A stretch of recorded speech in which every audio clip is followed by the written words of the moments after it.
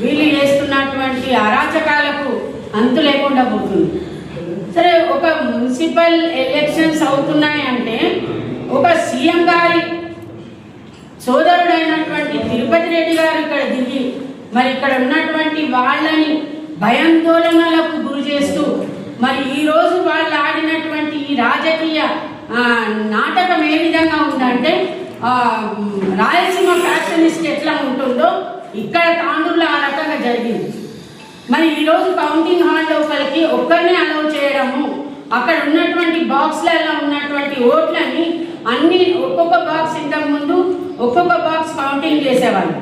అట్లా చేయకుండా అన్ని ఒకే దాంట్లో ఒక డబ్బాలో వేసి మరి కింద ఒక్క మనిషి ఉండాలా, అది ఏజెంట్ కానీ క్యాండిడేట్ కానీ ఇద్దరు ఉంటే వాళ్ళు చేస్తున్నటువంటి ఏదైతే కింద వాళ్ళు ఎక్స్ట్రా పెట్టుకొని మరి వాళ్ళ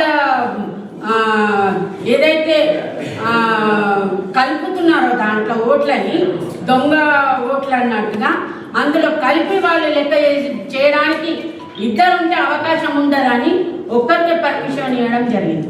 ఇంతకుముందు కౌంటింగ్ అప్పుడు ఇద్దరికి ఇచ్చారు, కానీ ఈసారి ఒక్కరికే ఇవ్వడం జరిగింది. మరి అంత స్ట్రిక్ట్ పెట్టినప్పుడు మరి ఎమ్మెల్యే గారు లాస్ట్ రౌండ్స్ ఉన్నప్పుడు ఏ విధంగా పోతాడు? సరే, ఆయన పోయిండు, ఆయన పోయినందుకు మరి మాజీ ఎమ్మెల్యే గారు పోవడంలో తప్పేముంది? ఆయన పోయి ప్రశ్నించడంలో తప్పేముంది? దానికి కేసులు పెట్టడానికి మీకు మరి పోలీస్ అధికారులకు మరి ఏ రకంగా మరి వాళ్ళు చేసింది కరెక్ట్ అనిపించినప్పుడు మరి ఈ రోహిత్ రెడ్డి గారు చేసింది కూడా మీకు కనిపించట్లేదా? మరి వీళ్ళని అరెస్ట్ చేయాలనుకున్నప్పుడు వాళ్ళని కూడా చేయాలి. మరి శ్రీనివాస్ రెడ్డి గారు ఇప్పుడు తమ్ముడు చెప్పినట్టు శ్రీనివాస్ రెడ్డి గారు ఏ అధికారంతో పోలింగ్ బూత్లకు వచ్చిండు? 23వ వార్డుకి వచ్చి అక్కడ గంటన్నర గేట్ బంద్ చేసి తాళం వేపించి లోపలికి ఎవరిని పోనీయకుండా అప్పటి వరకు బయటకు వచ్చినటువంటి 1200 చిల్లర ఓట్లు పోలైతే అది గంటన్నర తర్వాత 1243 ఏ రకంగా లోపలికి పబ్లిక్ పోదు, లోపల ఉన్న వాళ్ళు బయటికి రాను. మరి అంత లోపల 300 చిల్లర ఓట్లు ఎక్కడికి వెళ్ళి వచ్చినాయి? ఇది మొత్తం ఈ ఇద్దరు అన్నదమ్ములు ఆడుతున్నారు. ఈ తాండూరు లోపల ఈ అరాచకానికి అంతు లేకుండా పోతున్నాం. మరి అదేవిధంగా సీఎం గారి సోదరుడు వచ్చి ఇక్కడ కొంతమందిని భయాందోళనలకు గురి చేస్తూ వాళ్ళకి ఎలాంటి బీఆర్ఎస్ వాళ్ళకి సపోర్ట్ చేయొద్దు, మీరు ఖచ్చితంగా ఓడగొట్టాలనేసి ఒక ఇది ఫ్యాక్షనిస్టాన్ని ఇక్కడ తాండూరులో తీసుకొచ్చింది వాళ్ళు. మరి ఇది గమనించాలి ప్రజలు. రాబోయే రోజుల్లో ఈ తాండూరు ఎటుపోతుంది? మరో రాయలసీమ రాబోతుందా? గమనించండి. ఈ కాంగ్రెస్ 6 గ్యారంటీలు చెప్పి అధికారంలోకి వచ్చింది. ఇప్పుడు కూడా మున్సిపల్లో కూడా దౌర్జన్యంతో దొంగ ఓట్లతో మరి ఇంకా కొన్ని అబద్ధాలతో మరి ఈరోజు మళ్ళీ మున్సిపాలిటీ కైవసం చేసుకోవడం జరిగింది. మరి ఈరోజు మన చైర్పర్సన్ గారు ఎవరైతే నీరజాబారెడ్డి గారు మరి చైర్మన్ గా కూర్చోవడం జరిగిందో వారికి ఆ భగవంతుడు మరి ఒక అవకాశాన్ని, మంచి అవకాశాన్ని ఇచ్చిండు. ఆమెకు కూడా నేను శుభాకాంక్షలు తెలియజేస్తున్నాను. ఎందుకంటే ఒక మహిళగా ఆమెకు ఈరోజు అవకాశం రావడం సంతోషకరం. ఆమెకు చైర్పర్సన్ అయినందుకు శుభాకాంక్షలు తెలియజేస్తూ ఆమెకు ఒకే విషయం చెప్తున్నా, నేను నీకు తాండూరు 36 వార్డులు టౌన్ మొత్తంకి నువ్వు ఒక చైర్పర్సన్, కానీ నిన్న నువ్వు చెప్తున్న మాట ఏంటంటే సాయిపూర్ని డెవలప్ చేస్తా. సాయిపూర్ మీ సొంత ఊరు ఉండొచ్చు, కానీ సాయిపూర్ ఒక్కరికే మాత్రమే చైర్మన్ కాదు. మీరు తాండూరు టౌన్కి చైర్మన్, తాండూరు మొత్తం డెవలప్ చేయాల్సిన బాధ్యత మీ మీద ఉంది. ఈరోజు చెప్తున్నా సాయిపూర్నే డెవలప్ చేస్తా, సాయిపూర్ని కాదు. సాయిపూర్ 6 వార్డులే లేదు, 36 వార్డులు ఉన్నాయి టౌన్లో. కాబట్టి అన్ని వార్డులను సమానంగా ఏ పార్టీ అని చూడకుండా మీకు మంచి అవకాశం ఇచ్చిండు దేవుడు. కాబట్టి ఈ అవకాశాన్ని అన్ని పార్టీలను కలుపుకొని అందరినీ కలుపుకొని తాండూరు మీద డెవలప్ చేయడానికి, అభివృద్ధి చేయడానికి సహకరించండి. కానీ ఈరోజు మీరు వన్ సైడ్ చేస్తే మాత్రం మేమైతే బీఆర్ఎస్ పార్టీ తరఫున ఊరుకుండేది లేదు. కౌన్సిల్ హాల్లోకి రాకపోవచ్చు, మేము మున్సిపాలిటీలో ఖచ్చితంగా ఉంటాము.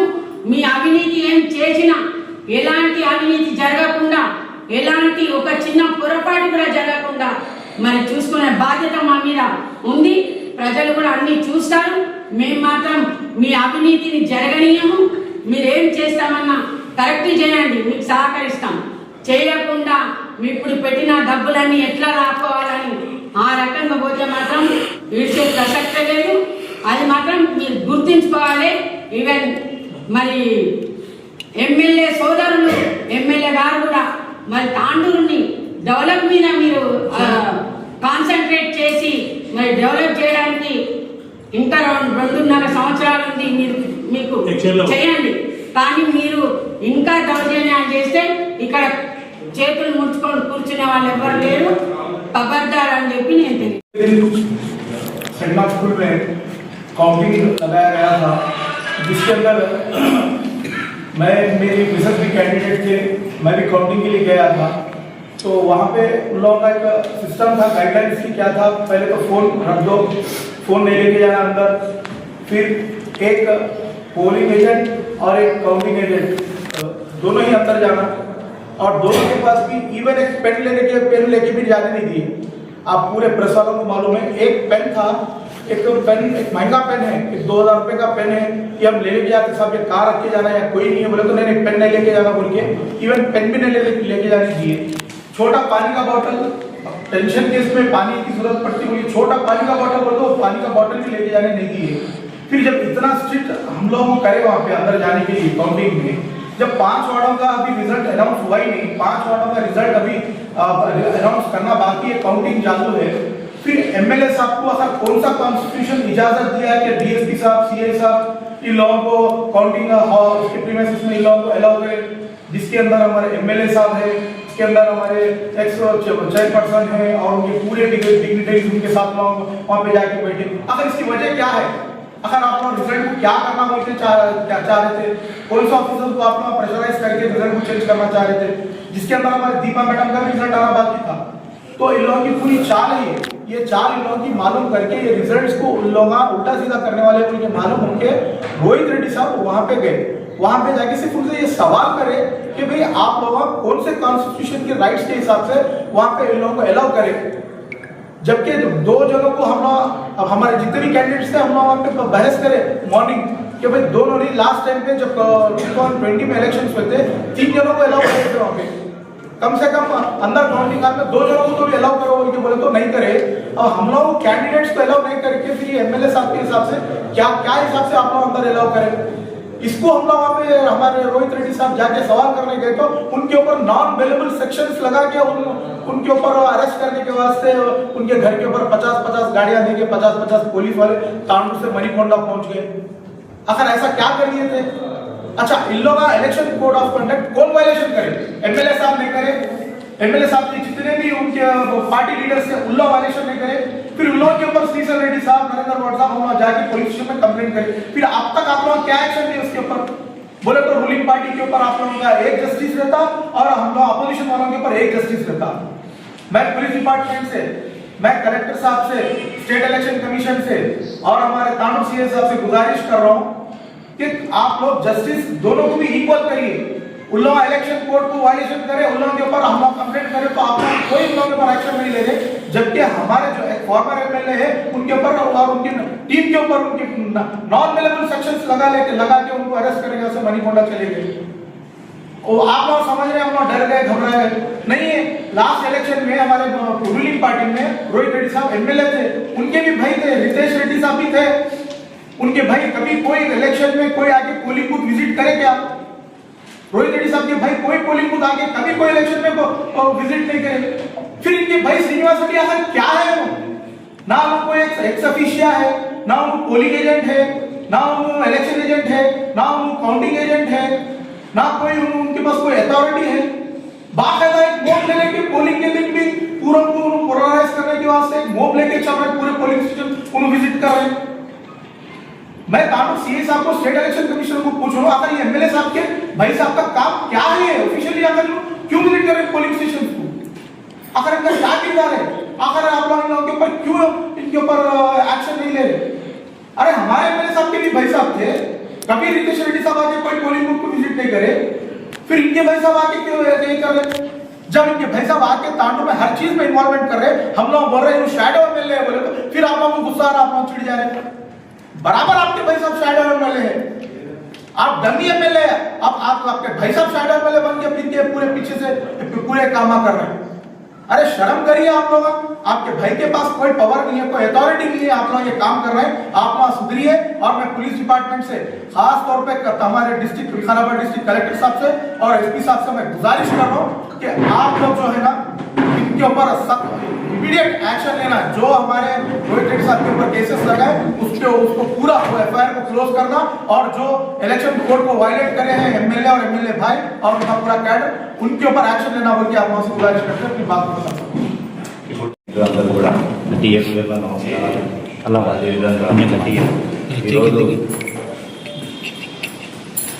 నిన్న కాంగ్రెస్ పార్టీ నాయకులు ప్రెస్ నోట్ కౌంటర్గా ఈరోజు టీఆర్ఎస్ పార్టీ తరఫున ఈ కౌంటర్ ఇవ్వడానికి మేము ఈరోజు ప్రెస్ మీటింగ్ పెట్టడం జరిగింది.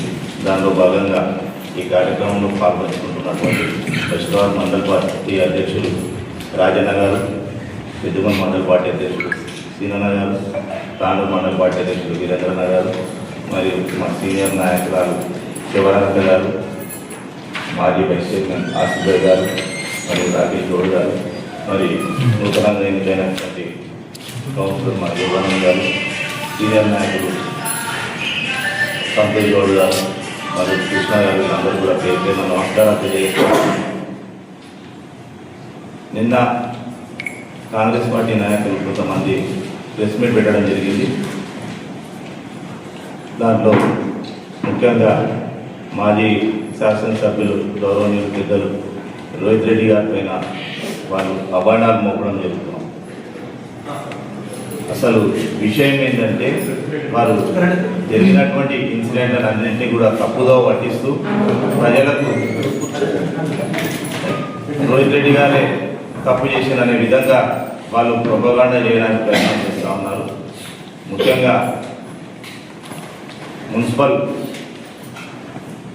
ఎలక్షన్ జరిగిన తర్వాత కౌంటింగ్ 13వ తారీఖు సెన్మాస్కులో జరిగినప్పుడు మరి ఇంకా 5 వార్డుల ఫలితాలు రావాల్సిన అవసరం ఉండే. అట్లాంటి సమయంలో ఎమ్మెల్యే మనోహర్ రెడ్డి గారు మరియు వారి అనుచరులందరూ కూడా కౌంటింగ్ ప్రిమిసెస్లోకి పోయి మరి అక్కడ 5 వార్డులకు సంబంధించిన ఫలితాలని తారుమారు చేయాలనే ఒక దురుద్దేశంతో వారు పోవడం జరిగింది. దాన్ని అక్కడ ఉన్నటువంటి మా నాయకులందరూ కూడా మా రోహిత్ రెడ్డి గారి దృష్టికి తీసుకొని వస్తే తక్షణమే ఆయన కూడా బయలుదేరి దాన్ని అడ్డుకోవడానికి ప్రయత్నం చేసింది తప్పితే మేమేదో కొంత పోయి అక్కడ గలాట చేయాలని చెప్పేసి అక్కడ ఉన్నటువంటి వారిని మేము ఇబ్బంది పెట్టాలని చెప్పేసి మా ఉద్దేశం కాదు. వారు ఎట్లా వాళ్ళకి అనుమతించింది. ఎందుకంటే ఉదయం నుండి మేము అక్కడనే ఉన్నాం. అందరం కూడా క్యాండిడేట్తో పాటు ఏజెంటు, ఇంకో కౌంటింగ్ ఏజెంట్, ముగ్గురునే లోపలికి అనుమతించడం జరిగింది. మరి వారి ఫోన్స్ కూడా అన్నీ లాక్కొని మా పార్టీకి సంబంధించిన వివిధ పార్టీలకు సంబంధించినటువంటి వాళ్ళ ఫోన్లు కూడా అలౌ చేయలేదు. మరి అట్లాంటి సందర్భంలో ఎమ్మెల్యే గారు అక్కడ వస్తే ఎమ్మెల్యే గారితో పాటు తమ అనుచరులందరినీ కూడా లోపలికి అలౌ చేయడం ఎంతవరకు కరెక్ట్. మరి మేము అక్కడ పోయి ప్రెస్ పెట్టినామని చెప్తున్నారు. ఫలితాలు తేలిన తర్వాత బయట వచ్చి ప్రెస్ పెట్టాలి. యాక్చువల్గా ఆ ప్రిమిసెస్కి సంబంధించిన బయటికి వచ్చి రోడ్ పైన వచ్చి ఒక ప్రెస్ పెడితే సరిపోతుంది. కానీ లోపల కౌంటింగ్ కేంద్రంలోని ప్రెస్ ఎట్లా పెడతారో మరి వాళ్ళు చెప్పాల్సిన అవసరం ఉంది మాకు.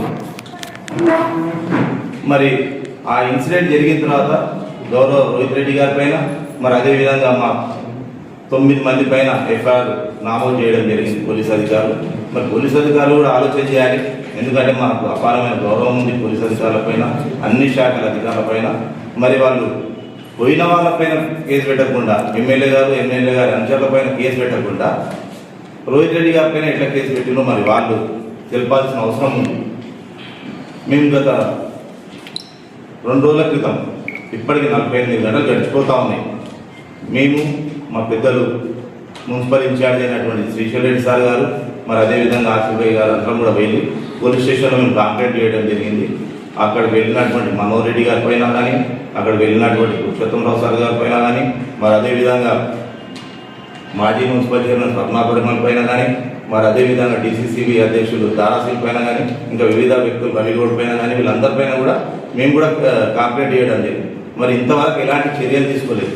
మరి వాళ్ళపైన కూడా కేసు నమోదు చేయాల్సిన అవసరం ఎంతైనా ఉంది. మరి అదేవిధంగా మీరు చూసినట్టయితే గత 75 సంవత్సరాల నుండి తాండూరు చరిత్రలో ఎప్పుడు కూడా ఒక మాజీ ఎమ్మెల్యే పైన కేసు నమోదు చేసినటువంటి దాఖలాలు ఎప్పుడు లేవు. మనం మాణిక్రావు గారి కాడ నుండి తీసుకుంటే మనం చెన్నారెడ్డి గారి కాడ నుండి వాళ్ళు గెలిచిన తర్వాత ఓడిపోయినటువంటి మాజీ ఎమ్మెల్యేలు కానివ్వండి, కంటెస్ట్ చేసిన అభ్యర్థులు కానివ్వండి, ఎవరిపైన కూడా ఇట్లా కేసులు నమోదు చేసి వాళ్ళపైన అక్రమ కేసులు బనాయించి వాళ్ళని అంగదొక్కాలని చూసినటువంటి సందర్భం తాండూరు చరిత్రలో ఎప్పుడు కూడా లేదు. ఎందుకంటే చెన్నారెడ్డి గారు శెట్టి చంద్రశేఖర్ గారి పైన కూడా ఎప్పుడు కేసు నమోదు చేయలేదు. మరి అదే దాని తర్వాత బాస్పల్లి సారెడ్డి గారి పైన కూడా ఎప్పుడు కేసులు నమోదు చేయలేదు మాణిక్రావు గారు. చంద్రశేఖరరావు గారు మరణించిన తర్వాత మహేందర్ రెడ్డి గారు ఇక్కడికి వెళ్ళి ఎమ్మెల్యే గెలవడం జరిగింది. మరి మహేందర్ రెడ్డి గారు కూడా ఎప్పుడు కూడా నారాయణరావు గారి పైన కానివ్వండి, మాణిక్రావు గారి పైన కానివ్వండి, ఇంకా వేరే నాయకుల పైన కానీ కూడా ఎప్పుడు వాళ్ళు కేసులు నమోదు చేయలేదు. చంద్రశేఖరరావు గారు ఎప్పుడైతే గెలిచిన తర్వాత ఎమ్మెల్యే అయిన తర్వాత అప్పుడు పసారం శాంతకుమార్ గారు ఎమ్మెల్యేగా పోటీ చేయడం జరిగింది తెలుగుదేశంలో. మరి అటువంటి సందర్భంలో కూడా పసారం శాంతకుమార్ పైన కూడా వాళ్ళు ఎప్పుడు కేసులు నమోదు చేయలేదు.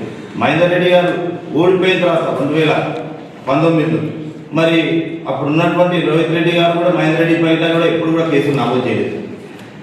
మహేందర్ రెడ్డి గారు కూడా నారాయణరావు గారి పైన ఎప్పుడు కూడా కేసులు నమోదు చేయలేదు. మరి ఈరోజు కొత్త సంస్కృతి తీసుకుని వస్తున్నారు తాండూరు. మాజీ ఎమ్మెల్యే పైలట్ రోహిత్ రెడ్డి గారు పోయింది ఎందుకు అక్కడికి?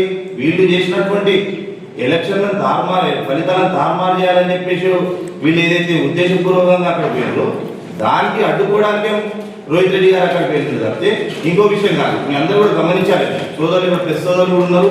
ఆ రోజు జరిగింది ఇన్సిడెంట్ కూడా ప్రజలకు తీసుకోవాల్సిన అవసరం కూడా మీ పైన ఉంది. కాబట్టి మేము చెప్పదలుచుకుంది ఒకటే, ఇప్పటికైనా కూడా మీరు కరెక్ట్గా ప్రజలకు అందుబాటులో ఉండి ప్రజలకు సేవ చేయండి తప్పితే మీరే అక్రమాలు అన్యాయం చేసి దౌర్జన్యాలు చేసి ప్రజలకు పోయి ప్రజలను ఇబ్బందులకు గురి చేయడం మాత్రం సరైన పద్ధతి కాదని చెప్పేసి ఇప్పుడు ఈసారి ప్రెస్ మీట్ ద్వారా మేము తెలియజేస్తా ఉన్నాం. మరి అదేవిధంగా 11వ తారీఖు పోలింగ్ జరిగిన రోజు వార్డు నెంబర్ 23కు సంబంధించి ఆ రోజు బుయ్యాని శ్రీనివాసరెడ్డి గారు కూడా విపిహెచ్ఎస్ పోలింగ్ స్టేషన్లో దూసుకుపోవడం జరిగింది. అక్కడ ఉన్నటువంటి మహిళా ఎస్ఐ పైన ఎంత దురుసుగా ప్రవర్తించారు, ఎంత వల్గర్గా మాట్లాడినో మనం అందరం చూసినాం. అధికారులు అడుగు తెలుస్తుంది. అక్కడ వచ్చినటువంటి ప్రెస్ సోదరులు కూడా ఆ రోజు అన్ని గమనిస్తున్నారు. మరి వారిపైన ఎందుకు చర్యలు తీసుకుంటలేరు? మరి వారిపైన కూడా చర్యలు తీసుకోవాలి. ఆ జరిగిన సందర్భంలో కూడా రోహిత్ రెడ్డి గారు ఇమీడియట్గా అక్కడ పోయి దాన్ని అడ్డుకోవడం జరిగింది. కాబట్టి మేము చెప్పదలుచుకుంది ఒకటే, పోలీస్ అధికారులు కూడా కరెక్ట్గా నిర్ణయం తీసుకోండి. మీరు ప్రజలకు సేవ చేయాల్సిన అవసరం ఉంది. మీ పైన మాకు గౌరవం ఉంది. మేము పోలీస్ స్టేషన్కి వెళ్ళినప్పుడు గౌరవ సిఐ గారు అక్కడ లేరు ఆ సందర్భంలో. లేకపోతే మేము ఇచ్చిన కంప్లైంట్ని తీసుకున్న తర్వాత వాళ్ళు వెయిట్ చేయమని చెప్పి మేము దాదాపుగా 45 నిమిషాలు పోలీస్ స్టేషన్లో వెయిట్ చేసినాం. మేము ఆ రోజు వెయిట్ చేసిన తర్వాత అన్ఫార్చునేట్గా అప్పుడు ఏదో ఒక సందర్భంలో డిఎస్పీ గారు పోలీస్ స్టేషన్కి రావడం, ఆయన విధుల్లో భాగంగా మరి డిఎస్పీ గారు వచ్చిన తర్వాత మేము డిఎస్పీ గారిని అడిగితే సరే కంప్లైంట్ తీసుకుని మాకు ఎక్నాలజ్మెంట్ ఇవ్వండి అంటే వాళ్ళు ఇమ్మీడియట్గా రెస్పాండ్ అయ్యి డిఎస్పీ గారు మాకు ఎక్నాలజ్మెంట్ ఇవ్వడం జరిగింది. సో మేము అనేది ఏంటంటే పోలీస్ అధికారులు కూడా మీరు కరెక్ట్గా పనిచేయండి. మీ పైన మాకు గౌరవం ఉంది, న్యాయ వ్యవస్థ పైన మాకు గౌరవం ఉంది. ఇప్పుడు మీరు తప్పుడు కేసులు పెట్టినంత మాత్రాన మేము దానికి భయపడి మేము పారిపోవడాలు చేయడాలు ఇవన్నీ చేయము. మాకు న్యాయ వ్యవస్థ ఉంది, న్యాయ వ్యవస్థ పైన మాకు నమ్మకం ఉంది. మేము చట్టం ఎరగబోతాము, న్యాయ వ్యవస్థ ఎరగబోతాము, మేము పోరాడతాము. ఇవన్నిటిని కూడా కేసులకి వెళ్ళి బయటకు వస్తామని చెప్పేసి సందర్భంగా తెలుపుకుంటూ ఇప్పుడు మన ఆసిఫ్ భాయ్ గారు మాట్లాడాల్సిన కోరుతాం. మరియు బీఆర్ఎస్ పార్టీ నాయకులందరికీ కూడా కేసీఆర్ జన్మదినం శుభ సందర్భంగా శుభాకాంక్షలు తెలియజేస్తా ఉన్నాను. ఈరోజు తాండూరులో 2 సంవత్సరాల నుంచి కూడా ఎంత అరాచకం జరుగుతున్నదో మనందరికీ తెలిసిన విషయం. కానీ మొన్న జరిగినటువంటి కౌంటింగ్లో మేమందరం కూడా బయట నిలబడ్డం, మా క్యాండిడేట్ గెలిచిన వాళ్ళకు వాళ్ళ ఫ్యామిలీస్ ఎవరైనా ఉంటే కూడా వాళ్ళందరికీ కూడా మేము శుభాకాంక్షలు తెలియజేస్తూ అట్లా మేము బయట పోలీసులకు మేము విలువలిచ్చి అధికారులకు కూడా విలువిచ్చి మేము ఎక్కడ కూడా వైలెన్స్ చేయకుండా మా పని మేము చేసుకుంటా ఉన్నాం. సడన్గా ఇంకా 5 కౌన్సిలర్ల ఫలితం రాకముందే 9వ కౌన్సిలర్ ఫలితం మీద ఏదన్నా ఇది చేసి ఆ 9వ కౌన్సిలర్ని కూడా ఓడగొట్టాలనే దృక్పథంతో ఎమ్మెల్యే గారు అంటే కొన్ని దుష్టశక్తులు ఉన్నాయి. వాళ్ళు చెప్పడం వల్ల ఈ ఎమ్మెల్యే గారు మాట్లాడుతూ ఉన్నారు. మీ అందరికి నేను ఒకటే చెప్పదలుచుకున్నా, ఒక మనిషి ప్రెస్ మీట్లో కూర్చున్న వాళ్ళు చాలా మాట్లాడినారు. నిన్న ఏమంటున్నారంటే ఒక్కొక్కరి గురించి చెప్తా. అందులో కూర్చున్నటువంటి మున్సిపల్ చైర్మన్ గారు కానీ ప్లస్ అదేవిధంగా రవిగౌడ్ గారు కానీ వీళ్ళంతా చాలా మంచిగా ఉండ్రి, చాలా మంచి మనుషులు వాళ్ళు. ఎందుకంటే గతంలో అంతా మేము కలిసి ప్రయాణం చేసిన వ్యక్తులమే మహేందర్ రెడ్డి గారి దగ్గర. ఇప్పుడు మున్సిపల్ చైర్మన్ గారు, గౌరవనీయులు మున్సిపల్ చైర్మన్ గారు నిన్న ఏం మాట్లాడుతున్నారంటే మమ్మల్ని అందరినీ ఉద్దేశించి ఎమ్మెల్యే గారు అయితే రౌడీలు ఉన్నారు, గుండాలు ఉన్నారు అని మాట్లాడుతున్నారు. అక్క నేను ఒకటే అడుగుతున్నా, గతంలో అంతా మనం బీఆర్ఎస్లోనే ఉన్నాం కదా, మరి మీరు కూడా మా ఇంట్లో ఉన్నారు కదా, మరి మీరు కూడా రౌడీజం చేసిర్రా అని చెప్పి నేను అడుగుతా ఉన్నా. మీకు గతంలో మనం అందరం రౌడీజం చేస్తేనే నీకు ఆ రౌడీజం వచ్చి ఉండాలి. ఎందుకంటే ఇప్పుడు మన పిల్లలు మన ఇంట్లో పుడతారు, పుట్టినప్పుడు పిల్లలకు అమ్మ నాన్న అనేది మనం నేర్పవలసిన అవసరం లేదు. మనం అనుకుంటా పోతుంటే కొద్దిగా పిల్లలు ఇంటుంటారు, నేర్చుకుంటారు. కాబట్టి గతంలో నువ్వు 15 సంవత్సరాల నుంచి నా కళ ఉన్నదన్నావు కదా, ఇదే కళ నాన్నకు ఉన్నదని చెప్పి నేను అడుగుతా ఉన్నా. మరి అదేవిధంగా రవిగౌడ్ అన్న కూడా చాలా మంచివాడే, బీఆర్ఎస్లో మా ఇంటున్నంత వరకు. మరి ఏమైంది నువ్వు కాంగ్రెస్లో పోయటం కల్లా వీళ్ళు మరి మైండ్ ఏం అవుతున్నదో నాకు అర్థమవుతలేదు. ఆయన కూడా మరి మెంటల్ గారు అది ఇది అని మాట్లాడుతాడు. ఇక ఆయన పెద్ద మనిషి కాబట్టి ఆయన గురించి నేను ఎక్కువ మాట్లాడదలుచుకోలేదు. ఇక ఒకడంటాడు రోహిత్ రెడ్డి నాయన రాజకీయం చేస్తాడు, రోహిత్ రెడ్డి వాళ్ళ అమ్మ రాజకీయం చేస్తాడు అంటున్నాడు. అరే హౌలే, మరి ఎమ్మెల్యే ఎవరు, ఎమ్మెల్యే తమ్ముడెవరు, మరి ఇప్పుడు మార్కెట్ కమిటీ చైర్మన్ ఎవరు, ఇప్పుడు మున్సిపల్ చైర్మన్ ఎవరు? మీ అందరు ఆలోచన చేయాలి కదా. మీరు ఎంటున్నారు మమ్మల్ని నన్ను కాదు, ముందు మీ దగ్గర ఉన్న నాయకుడు మీకేం చేస్తున్నాడు అనేది ఆలోచన చేయండి. ఇదంతా పక్కకు పెడితే కాంగ్రెస్ వాళ్ళకు ఏందన్నా నిజమైన కాంగ్రెస్ కార్యకర్తలు ఎవడన్నా దొరికిండా? కార్యకర్తలుగా నిలబెట్టి రాయవారినన్నా కౌన్సిలర్లుగా చైర్మన్గా మీకు ఎవడన్నా దొరికిండా? ఎక్కడ పోయినా ఇదే. నిన్న కూడా జగిత్యాలలో ఒక ఎమ్మెల్యే, ఓడిపోయిన ఎమ్మెల్యే మాట్లాడుతూ ఉన్నాడు. ఈ ఎమ్మెల్యే గారు బీఆర్ఎస్కి వెళ్ళి మాకు వచ్చిండు, ఈడున్నంత చెప్పి నా పరిస్థితి ఏందో నాకే అర్థమవుతలేదని చెప్పి కాంగ్రెస్లో ఉన్నటువంటి ఆయన పేరు జీవన్ రెడ్డి ఆయన మాట్లాడుతూ ఉన్నాడు. నేను అడుగుతా ఉన్నా, రోహిత్ రెడ్డికి చాలా మాట్లాడిండు ఎమ్మెల్యే గారి గురించి 2 ఏళ్ళ నుంచి నేనైతే ఏం మాట్లాడలేదు. ఇప్పుడు ఇక మాట్లాడవలసి వస్తున్నది కాబట్టి రోహిత్ రెడ్డి గారిని ఏమంటున్నారంటే, నీవెక్కడి నుంచి వచ్చినావో, నీ భిక్ష ఎక్కడిదో నాకు తెలుసు, నేను నోరు తెలిసే పరిశాన్ అవుతావు అంటున్నావు. మరి నీకెక్కడి భిక్ష అని నేను అడుగుతా ఉన్నాను. నీవు ఎలక్షన్ నెల ముందు ఏడున్నావు, ఎమ్మెల్యే టికెట్ రాకముందు ఎవరిని టికెట్ అడుక్కున్నావు, నీవు ఎక్కడున్నావు, నీ తమ్ముడు ఎక్కడున్నాడు? మరి నీకు ఇచ్చినటువంటి నేను డీసీసీబీ ప్రెసిడెంట్గా ఉన్నా నీవు అంటున్నావు, డీసీసీబీ వైస్ ప్రెసిడెంట్గా ఉన్నా రవీందర్ గౌడ్ గారు చెప్తున్నారు. మీరిద్దరికి దాకుర్చి మీద కూర్చున్నారు, మరి మమ్మల్ని మర్చిపోతున్నారు. అస్సలు నీ డీసీసీబీ ఎక్కడిది, నీ వైస్ డీసీసీబీ ఎక్కడిది అని చెప్పి మీరు ఒకసారి గుండె మీద చేసుకుని ఆలోచన చేయాలి. ఇకపోతే డీసీసీ చైర్మన్ కాంగ్రెస్ పార్టీ జిల్లా అధ్యక్షుడు మాట్లాడుతున్నాడు. రోహిత్ రెడ్డికి మతిపురం ఇచ్చింది ఎందుకంటే ఓటమి పాలైనందుకు అంటున్నాడు. నీవు ఇవన్నీ పక్కకెట్టు. నీ సొంత ఊళ్ళో నీవు ఇల్లు గల్లి గల్లి 15 రోజులు తిరిగితే నీ గతి ఏమైంది? పెద్దేముళ్ళ సర్పంచ్ విషయంలో ఒకసారి ఆలోచన చేయి. నీ సొంత తాండా నీ పుట్టి పెరిగిన తాండా 12వ వార్డు, ఒక వాడే వాళ్ళ తాండా. ఆ తాండాలో ఒక్క ఓటు అంటే కన్నులోటు పోయి ఏమంటారు కదా, ఒక్క ఓటుతో నీ వార్డు మెంబర్ గెలిచిండు. ఇవన్నీ పక్కకు పెడితే మరి రోహిత్ రెడ్డికి మా కార్యకర్తలు నిలబడ్డ ఓడిపోయారంటే ఫ్రస్ట్రేషన్లోకి వచ్చినట్టే ఒక ఇది ఉన్నది. మరి నీ సొంత తమ్ముడు పాల్గొని పడితే నీ ఫ్రస్ట్రేషన్లో లేవా అని చెప్పి నీకు నేను అడుగుతా ఉన్నా. అంటే సొంత తమ్ముడి మీద కూడా నీకు ప్రేమ లేదా అని చెప్పి నీకు అడుగుతా ఉన్నా. నేను ఇటువంటి మాటలు మాట్లాడేటోళ్ళు చాలా అవాకులు చవాకులు పేరుతా ఉన్నారు. ఇక పోలీసు వాళ్ళ విషయానికి వస్తే వాళ్ళ మీద మాకు చాలా అభిమానం అన్నీ ఉన్నాయి. వాళ్ళకు అన్నీ కూడా మేము అన్ని విధాలా సహకరిస్తాం. మా ఎస్ఐని అడిగినా చెప్తారు, మా సిఐని అడిగినా చెప్తారు. ఇక తాండూరు సిఐ తాండూరు ఎస్ఐ గురించి నాకు తెలియదు. మా పెద్దేములు ఎస్ఐ మా పెద్దేములు రూరల్ సిఐని అడిగితే నా గురించి అడిగినా మేము ఎట్లా పని చేస్తాం మండలంలో అని వాళ్ళే చెప్తారు. కాకపోతే నేను ఒకటే అడుగుతున్నా, 100 మంది 200 మందిలో దొబ్బలాడుతుంటే ఒకరికొకరు తాక్కుకోవడం అది సహజం. మా ఎమ్మెల్యే గారికి ఇట్లా దాకిందని చెప్పి కేసు పెట్టి సెర్చ్ వారెంట్ లేకుండా 50 మంది పోలీసులను తీసుకొని పోయి, ఎందుకంటే మేము టీఆర్ఎస్ వాళ్ళమని తీసుకొని పోయి మణికొండలో మీరు సెర్చ్ చేసారు కదా, జగ్గారెడ్డి అరే సిఐ లంజా కొడుక దారా నువ్వు 10 ఏళ్ళు బీఆర్ఎస్ ఉత్సాహమైనవరా అని చెప్పి ఈరోజు సోషల్ మీడియాలో వస్తున్నాయి. ఏం చేసిర్రు జగ్గారెడ్డిని అని చెప్పి వాళ్ళ ఇంటి మీద ఎంతమంది పోలీసులు పోయి అటాక్ చేసిర్రు అని చెప్పి నేను అడుగుతా ఉన్నా. వాళ్ళు పోలీసులే వీళ్ళు పోలీసులే కదా, మీకు మేము అన్ని విధాలా సహకరిస్తాం. మా మీద పెట్టుడు కాదు కేసు, కాలి చేయి దాకినందుకే గింత పెడితే గిన్ని మాటలు అన్నటువంటి జగ్గారెడ్డి సామాన్యమైన మనిషిగాడు. ఎవరు పబ్లిక్ ఓటేస్తే గెలవలేడు, ఓడిపోయాడు. ఆయన కాంగ్రెస్ లో ఉన్నాడు, అయినా మిమ్మల్ని ఏమంటున్నాడు బీఆర్ఎస్ వాళ్ళు ఉత్సాహ అంటున్నాడు. మరి ఆయన మీద కేసులు ఎందుకు చేస్తలేరు, ఆయన ఎందుకు అరెస్ట్ చేస్తలేరు, ఆయన ఇంటి మీద ఎందుకు దాడులు జరుపుతలేరు అని చెప్పి నేను పోలీసులను ప్రశ్నిస్తా ఉన్నా. మేము ఫుల్ సహకరిస్తాం, మా ఎస్ఐకి, మా సిఐలకు, మా డిఎస్పీలకు అందరికి సహకరిస్తాం. నడవండి, రోహిత్ రెడ్డిని ఏ విధంగా అయితే చేయాలి అనుకున్నారో ఫస్ట్ జగ్గారెడ్డిని చేయండి అని చెప్పి నేను ఎందుకు ఫోన్లు వచ్చినాయి. ఆమె ముఖ్యమంత్రికి జగ్గారెడ్డి ఈరోజు వర్కింగ్ ప్రెసిడెంట్ ఉన్నాడని ఆయన తట్టుకుంటలేరా మీరు? అందుకే చెప్తా ఉన్నా, జగ్గారెడ్డి అనే వ్యక్తి సీఐని కాదు, ఆఫ్టర్ ఆల్ రోజు కూలీ లేక పనిచేసి ఓంగాడిని కూడా ఇడవలేడు. ఆ పాపం ఓంగాడిని కూడా ఇష్టం వచ్చినట్టు తిత్తా ఉన్నాడు. అరే ఓంగాడ్, అరే వాళ్ళు వచ్చాను పడతారా అన్నాను. ఇవన్నీ నేను మాట్లాడు అది ఇంపిమంటే ఇంపిస్తే ఇప్పుడే ఇన్ని మాట్లాడిన వాళ్ళని కాంగ్రెస్ వాళ్ళని పక్కకు పెట్టి టీఆర్ఎస్ న్యాయంగా పనిచేస్తూ ఉంటే మీ అందరికి మేము సహకరిస్తూ ఉంటే మా మీద కేసులు చేస్తారా? నేను ఒక్కడే చెప్తున్నా కాంగ్రెస్ కార్యకర్తలకు, ఇదే మార్కెట్ కమిటీ చైర్మన్ బాలరెడ్డి గారు ఏం మాట్లాడుతున్నారు, ఇంతకుముందు పాపం ఆయన ఏడున్నాడు నాకైతే తెలియదు, కానీ ఇప్పుడు ఈ మార్కెట్ కమిటీ చైర్మన్ అయినాక బయటకు వచ్చిండు. ఆయన ఏమంటాడు, మా ఎమ్మెల్యే ఒక్క సైగ చేస్తే చీరి పారేస్తాడు. మేమేంచుకున్నాం అవలాగా. నరేంద్ర మోడీ చెప్పిండు, ఏమన్నాడు, పాకిస్తాన్ అంటే మేము అనుభవం వేస్తాం అంటే మా సీమటపాకాయలు నాయకపోయాడని. మేము కూడా గదే అడుగుతున్నాం.